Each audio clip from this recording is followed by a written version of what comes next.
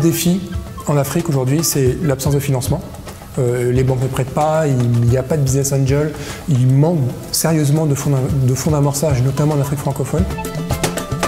L'accompagnement, le coaching, le mentoring, l'accompagnement des entrepreneurs et les incubateurs sont justement présents pour ça. Le CETIC, le CIPMEN qui était présent, il y avait le réseau AFEM, il y a aussi l'incubateur virtuel concret qui est monté par la diaspora sénégalaise pour le développement économique du Sénégal.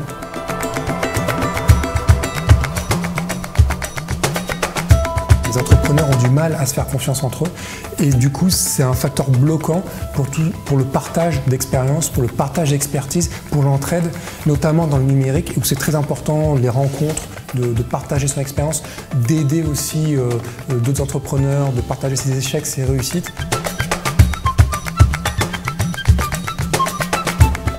Nous sommes rendus compte, je pense que c'était plus une confirmation que le financement restait un des maillons faibles de la chaîne de l'entrepreneuriat.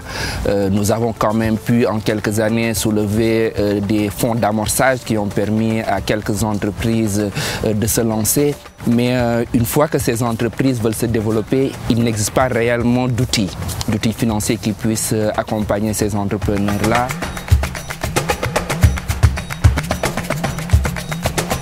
Nous allons beaucoup allier financement et accompagnement. Quand vous cherchez aujourd'hui 80 000, 300 000 euros, vous en trouverez difficilement. Et nous espérons qu'avec notre outil, nous allons enfin apporter une des solutions qui ne va pas entièrement changer le financement en Afrique, mais au moins nous avons la prétention de montrer un modèle qui plus tard pourra être dupliqué et nous espérons servira de base pour construire un réel écosystème autour du financement des PME en Afrique.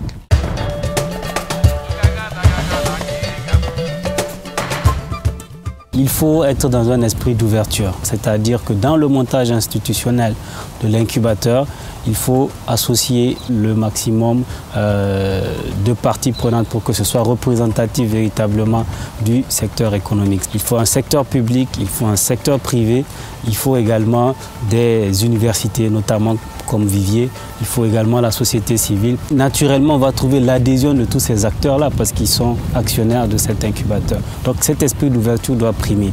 Deuxièmement, il faut songer à un modèle qui soit viable financièrement à terme. En termes d'activité, aujourd'hui, nous accompagnons 11 entrepreneurs. La demande est très forte. Nous sommes déjà saturés. L'incubateur est plein. Et au bout de 8 mois d'activité, nous arrivons à générer déjà quelques revenus pour couvrir autour de 20% de nos charges. C'est un premier pas. Nous ne pouvons pas tout de suite capitaliser là-dessus. Au bout de 3 ans, 2 ans, 3 ans, nous pourrons donner des chiffres beaucoup plus cohérents, mais c'est en tout cas des tendances qui nous montrent que le modèle est sur la bonne voie.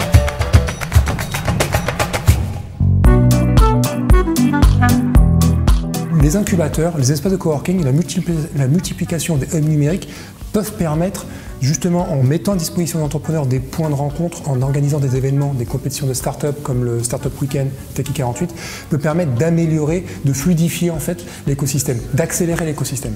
Et c'est un peu le rôle des incubateurs. C'est à la fois d'aider les entrepreneurs, mais aussi de les faire se rencontrer, de les faire s'entraider.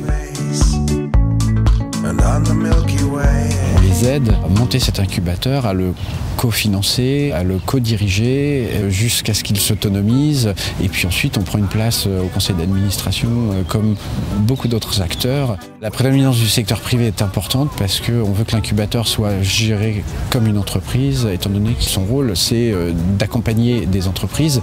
Et donc, il est lui-même en condition de trouver son modèle économique et de pouvoir faire son travail d'accompagnement et d'avoir la confiance des entreprises qui l'accompagnent. Ça, c'est très important.